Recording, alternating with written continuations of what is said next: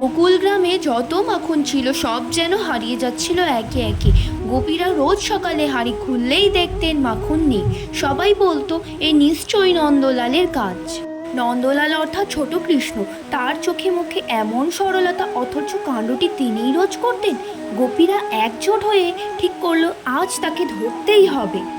এক গোপী মাখনের হাঁড়ি ভরিয়ে রাখলো উঁচুতে, আর সবাই লুকিয়ে রইল।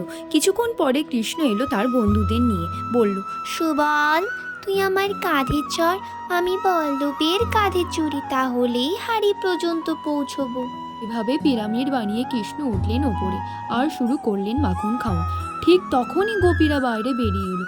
ধরো মাখনের চুল। কৃষ্ণ নেমে এলো, মুখে হালকা মাখন লেগে বলল, আমি তো শুধু পরীক্ষা করছিলাম তোমাদের মাখন ভালো হয়েছে কি না। সবাই হেসে ফেলল। কে পারে এমন ভালো মানুষ চোরকে রাগ দেখাতে?